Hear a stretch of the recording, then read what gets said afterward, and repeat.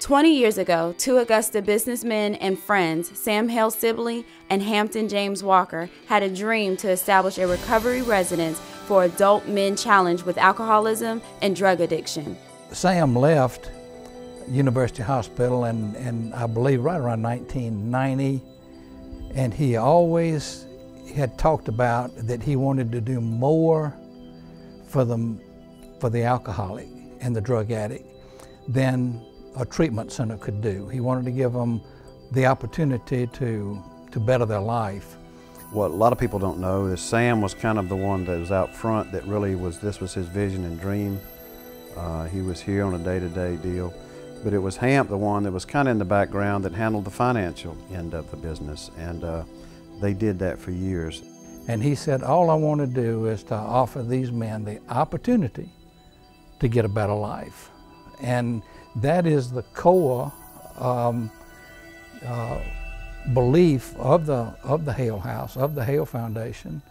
That is our purpose, is simply give men the opportunity.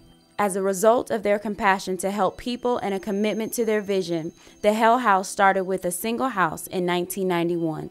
I remember when Joe Ward made the phone call to Sam Sibley, and he said, sure, if he doesn't mind, you know, sleeping on a mattress and a box spring on the floor, bring him on down, we'd be glad to have him. So we got in the van and he brought me down, introduced me to Sam Sibley and to Hamp Walker, and they were showing me around the house, and we were kind of stepping over stuff, and he was saying, you know, well, we got to fix this. We're still kind of piecing things together here. And went upstairs to the dormitory, and he said, okay, this is where you're going to be sleeping. This mattress and box spring over in the corner by the window, this is going to be your little place. I said, okay, well, that's fine. So as we walked around and we came back downstairs, I was asking him, well, where are the other guys? And he said, well, you're actually the only guy right now, but we're going to get some more guys in here. I tell them sometimes in the work that I do here is you can go to 401, that's the address of the Richmond County Jail over there, and our address is 402 Walker. I said, you can go to 401 or you can go to 402, it's up to you. But I've seen the people go to the streets, I've seen them get clean and sober and rebuild their lives, and I've seen them die. The most rewarding part of this work is the guys that are able to stay here for a period of time, get their life in order, and then go back and be husbands and fathers. And instead of a tax burden, they become a taxpayer. And that's the most rewarding thing.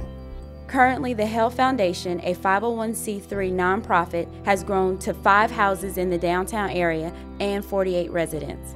I hadn't always lived on the streets. In fact, I'd had what appeared to be a pretty good life in Atlanta, a very successful businessman, gained the fame and fortune. Untreated alcoholism took me to the streets, and that's where I stayed for the 4 years before God brought me to the Hale House. I came down here from West Virginia, not knowing, that there was a program like this, not knowing that there were, I didn't know what to expect when I got out of the car. And what I did see was everybody coming out of the Hale House, out of the foundation, helped me with my bags, wanting to know who I am and what my story was. There's a sidewalk out there that runs full length of these houses. And when I got here, that sidewalk didn't look the way it does today. It was like me. It was broken in pieces. It was pretty rough looking. And the third day here, they told me I needed to grab a sledgehammer and go out there and start breaking that thing up. And I thought they had lost their minds. And I was told by the men here, Cliff, Joe, and Gummy, that one day, if I stuck with this, that one day I would get to witness the miracle of other men walking up those steps and down that sidewalk in the same condition as I did when I got here. And I'd get to witness the transformation. I'd get to witness men changing their lives. I'd get to witness the recreation of life and of relationships and the rebuilding of family and homes. The success of the Hale Foundation doesn't just simply happen. The Hale Foundation program uses a proven combination of education and adherence to the 12-step program in the supportive residential setting. Each man who completes the program is returned to society sober, independent, and ready to assume the responsibilities of employment and family relationships. Being here with 40, 50 other guys, to be able to share something like that, to be able to open up like I never had before, even to my own family, is just amazing. It makes you really feel good and be honest with your true person.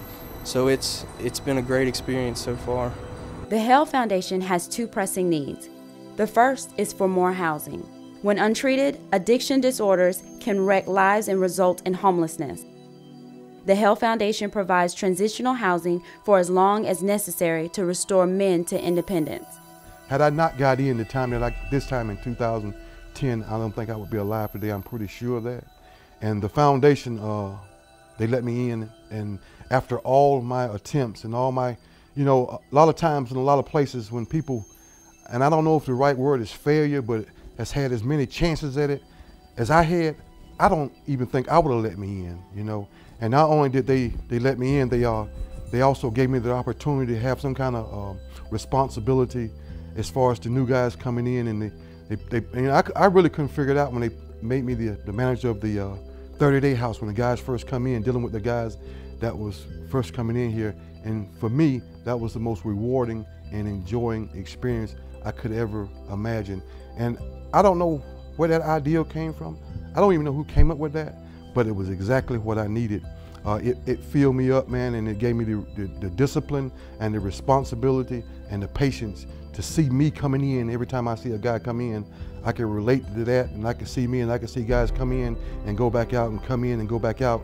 And my response was the same response that the foundation gave me, another chance.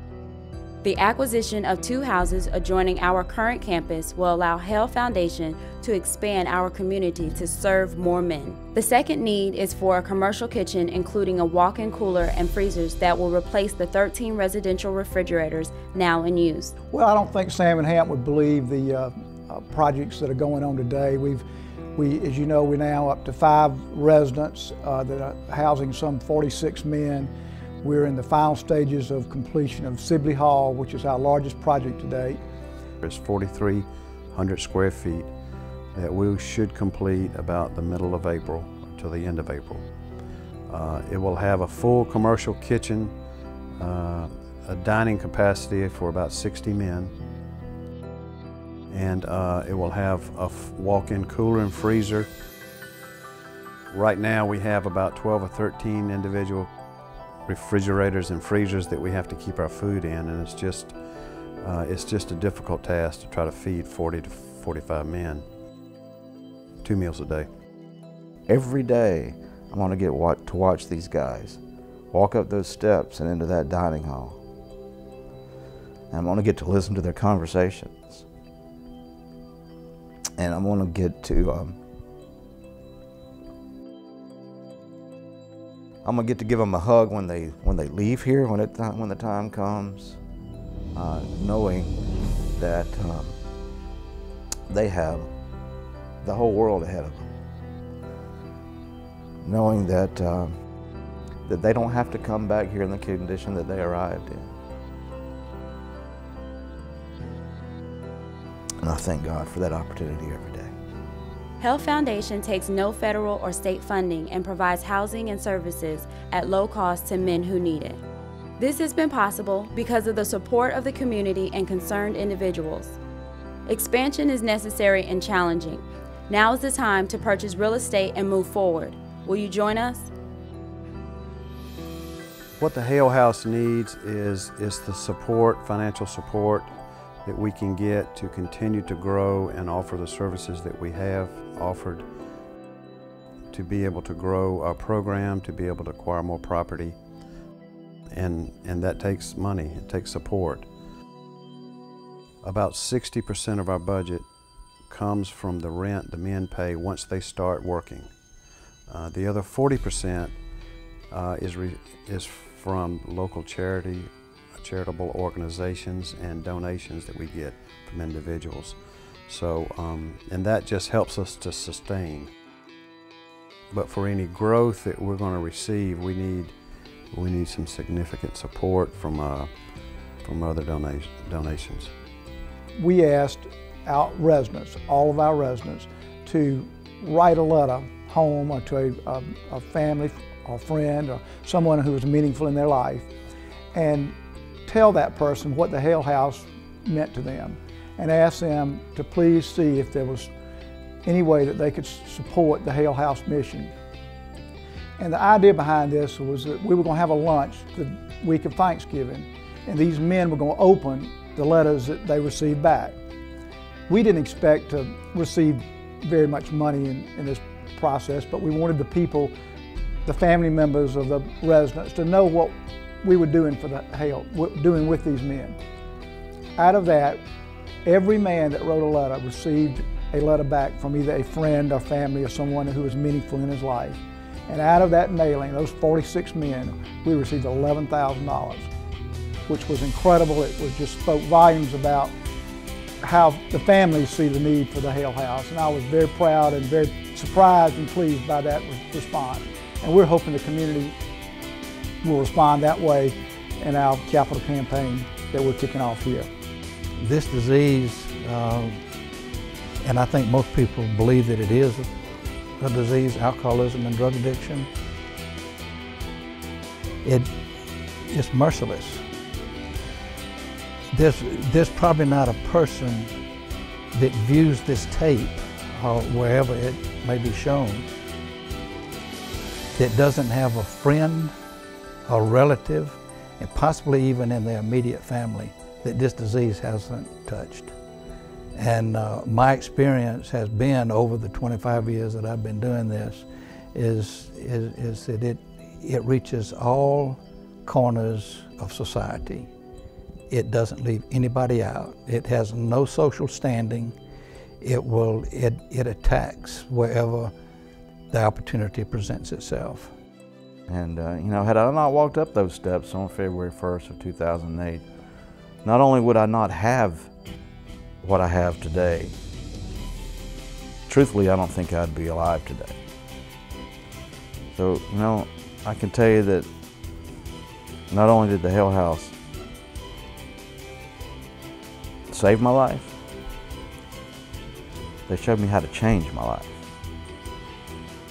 When I got the call from Joe about doing this, I was really touched, because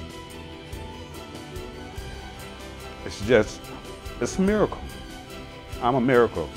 And I guess you could say that I'm the first miracle of the Hale Foundation, and I gladly accept that.